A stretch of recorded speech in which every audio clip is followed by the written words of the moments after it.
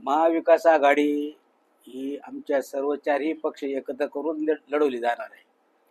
परंतु या ठिकाणी पक्षचिन्हांचा प्रश्न उपस्थित झालेला आहे आणि त्या दृष्टिकोनातून सर्वांना या ठिकाणी समाविष्ट करून घेण्यासाठी ज्या काही अडचणी येतात त्या दूर करायचे म्हणून आम्हाला एकाच चिन्हावरती निवडणूक कशी लढवता येईल या पद्धतीने आमचं कामकाज सुरू आहे आणि त्यामुळे आज या ठिकाणी आम्हाला उशिरा जाहीर करायची वेळ आलेली आहे. या ठिकाणी एक शहर विकास आघाडी, शिर्डी शहर विकास आघाडी या नावाने आमच्या विचाराशी सहमत असलेल्या सर्व उमेदवारांना बरोबर घेऊन शिर्डीच्या विकासासाठी म्हणून ज्यांची उमेदवारी करण्याची इच्छा असेल त्यांना बरोबर घेऊन या ठिकाणी निवडणूक लढवायची आहे. आणि ही निवडणूक धनदांडग्यांच्या विरोधात सर्वसामान्यांची असणार आहे. त्या दृष्टिकोनातून या ठिकाणी ज्या लोकांनी फॉर्म भरले त्यांना मी या ठिकाणी विनंती करेन की कुणीही कुणाच्या आमिषाला बळी पडू न जाता किंवा कुठल्याही दडपणाला बळी न पडता आपण आपली उमेदवारी फॉर्म त्वरित मागे घेण्याचा विचार करू नये. आपण आपले उमेदवारी फॉर्म भरावेत. 17 तारखेपर्यंत मुदत आहे. उद्याचा दिवस गरजेचा आहे. आज पावे तो कोणीही फॉर्म भरलेले नाहीत, परंतु आता फॉर्म भरण्याची गरज आहे.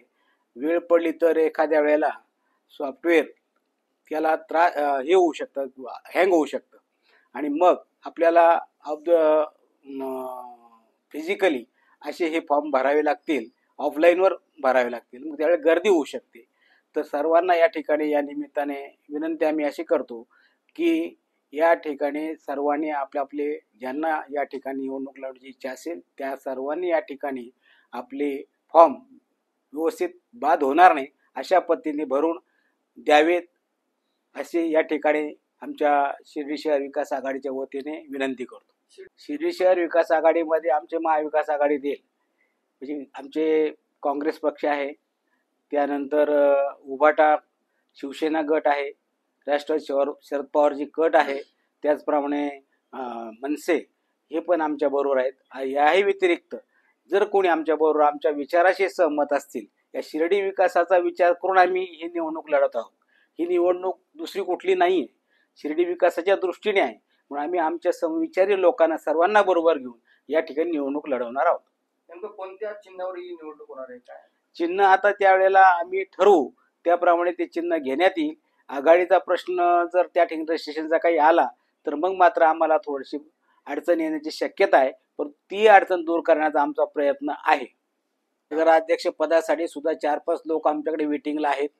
त्याचप्रमाणे इतरही बाकीचे पॅनल सर्व तयार झालेच आहे. परंतु आज कुणाचा नामोल्लेख करणं उचित होणार नाही. ही गुलदस्त्यात ठेवण्याची गोष्ट असते. आम्हाला सुद्धा त्या काही पथ्य पाळावे लागतात, नाहीतर या ठिकाणी काय परिस्थिती असते याची कल्पना आहे.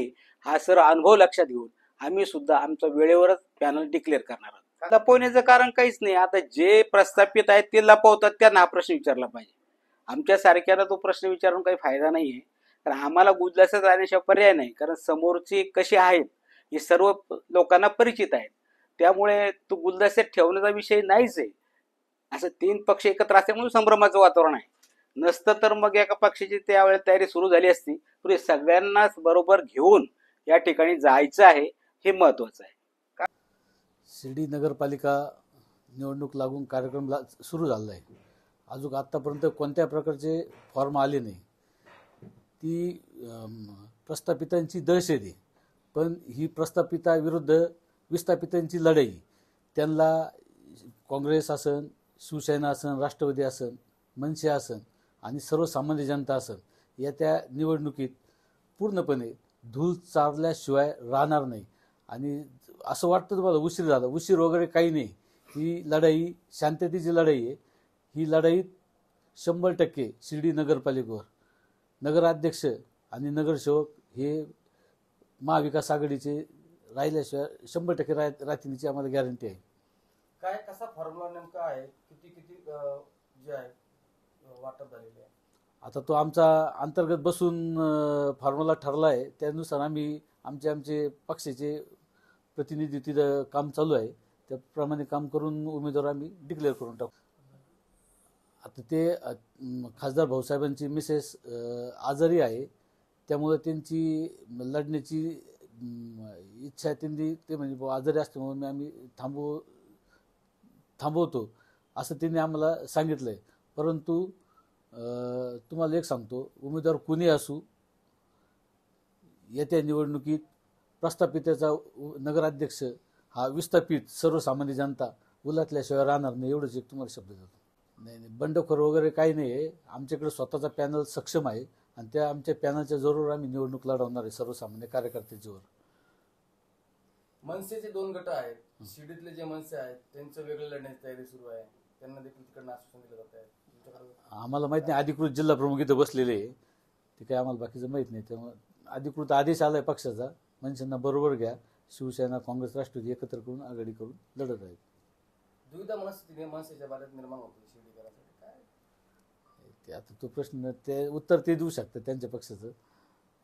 महायुती महाविकास आघाडी हे तर पक्ष आमने सामने लढणारच होते, परंतु शिर्डीतले जे ज्येष्ठ भाजपचे कार्यकर्ते बाबूजी पुरे त्यांनी नुकतीच पत्रकार परिषद घेतली आणि ते देखील स्वतंत्र पॅनलची घोषणा केली. काय वाटतं, याचा फटका बसेल काय, कसं चित्र राहील? आता लढत महाविकास आघाडी विरुद्ध भारतीय जनता पार्टी अशीच होणार आहे. त्यामुळं आम्हाला खात्री आहे की नगराध्यक्ष आणि खालचे नगरसेवक ही सीट आमचीच लागतात. तिसरा पॅनल जर आणि त्यांच्या अंतर्गत पक्षांतर बंडल त्यांची उफलून येणार आहे. तुम्ही पाहत राहा, त्यांचे ते एकमेकांना त्यांचे पाय ओढून त्यांची सीटं पाडणार ते, आमची सीटं निवडून येणार. तुम्हाला एवढंच सांगतो. तिसऱ्या जे अपक्ष उमेदवार आहेत, तिसऱ्या बाबूजी पुरोहित यांच्या माध्यमातून त्यांचं तुमचं काहीतरी सांगड होण्याची शक्यता दिसते का? काही संकेत आहे? नाही, अजून काय आमचं तसं काही नाही. आज आमची महाविकास आघाडी भक्कम आहे, त्यामुळे आम्ही सगळे मिळून एकत्र पत्रकार परिषदेत सामोरे जाते. शहर विकास आघाडी म्हणून तुम्ही आता निवडणुकीला सामोरं जाणार आहात, तर जे समोरचे पुरोहित गट असेल ते तुमच्यात जर समाविष्ट होण्याचा प्रयत्न कराल तर सन्मानाने त्यांना तुम्ही तुमच्या गटात घेणार? चांगले उमेदवार जे आहे त्याचा निकष लावून जे निवडून येणारे लोक आहे आणि स्वच्छ प्रतिमेचे लोक आहे त्यांना आम्ही 100% उमेदवार देणार आहे.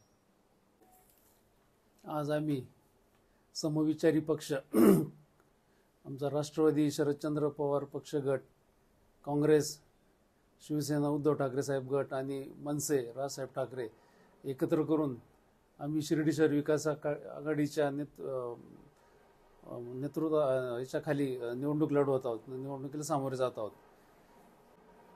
तसं अजून काही चर्चा झालेली नाही आहे. तसं होऊ शकतं, त्याचं काय होईल, ते राजकारणात काही होऊ शकतं. दादा नेमकं आता एवढं गुलदस्त राहण्याचं कारण काय आहे? नेमकं शिर्डीचं गुलदस्त्यात वगैरे काही नाही आहे. आमची तयारी चालू होती. समविचारी सगळे एकत्र यायला थोडा उशीर झाला. उद्यापासून आम्ही अर्ज भरणार आहोत आणि एक सक्षमपणे आम्ही पॅनल तयार करून निवडणुकीला सामोरे जाणार आहोत. किती लोक आज आपल्याकडे अवेलेबल आहेत आणि किती लोकांचं? आमची पूर्ण तयारी झालेली आहे. 2300 जागेच्या जागे आमच्याकडे जास्त उमेदवार आहेत. नगराध्यक्ष पदालाही आमच्याकडे 2-4 जण आहेत. तर योग्य वेळी आम्ही सगळं ते एकत्रित बसून जाहीर करू. नगराध्यक्ष पदाचा उमेदवार कोण असणार आहे? मी तुम्हाला तेच सांगितलं, आता आम्ही एकत्र बसून सगळं उद्या किंवा परवा जाहीर करू. ओके. आज शिर्डी शहरामध्ये आम्ही महाविकास आघाडी जी स्थापन केलेली, समविचारी पक्ष काँग्रेस, राष्ट्रवादी, त्यानंतर शिवसेना उबाटा गट आणि मनसे, आम्ही सर्व पक्षांनी मिळून आज या ठिकाणी अशी एक महाविकास आघाडी शहरासाठी विकासासाठी स्थापन केलं. आणि प्रत्येक जण त्यांना म्हणजे त्यांच्या हिशोबाने एक समसमान जागा वाटप करून आम्ही ह्या निवडणुकीला सामोरे जात आहे. समोर धनधाडगे म्हणजे असे उमेदवार उभे राहणार आहेत आणि हे सगळे संघर्षातले पक्ष आम्ही सोबत घेतले त्यांच्या विरुद्ध लढण्यासाठी. उमेदवार आमच्याकडे सगळे तयार आहेत, फक्त आम्ही जाहीर केलं नाही. कारण जर सत्ताधारी पक्ष जाहीर करायला घाबरत आहे तर आम्ही कशाला जाहीर करायचे? त्यांनी जाहीर केलं की आम्ही जाहीर करू. या दृष्टीने आम्ही आज पत्रकार परिषद घेऊन जेवढे उमेदवार इच्छुक आहे त्यांचे आम्ही आता फॉर्म भरून घेणार आहे, सबमिट करणार आहे. 2 दिवस आहेत आमच्याकडे, अजून 2-3 दिवस. त्याच्यानंतर आम्ही ते जाहीर करू. कारण त्याच्यामध्ये काही चुका काढल्या जातात, काही हे आम्ही ते सगळं पूर्ण आता पडताळणी करून घेतोय सगळ्या फॉर्म्सची आणि त्याच्यानंतर आम्ही सगळं डिक्लेअर करू. महाराष्ट्र नोंदणी किती उमेदवार? आणि आम्ही तर सगळे उमेदवार दिलेले आहेत, जास्तीत जास्त उमेदवार दिले, सगळ्या पक्षांनी दिले. परंतु आता आमचे मार्गदर्शक जे आता हे विकास आघाडी स्थापन केल्यानंतर जे अनुभवी आहेत इथं, म्हणजे आपले डॉक्टर बोनकर काका, तर ते ठरवतील कुणाला किती जागा द्यायच्या, कुणाला काय द्यायचं, कुणाला कसा न्याय द्यायचा, आणि त्या हिशोबाने मग ज्यांना जसं पटेल तसं उमेदवारी देऊ.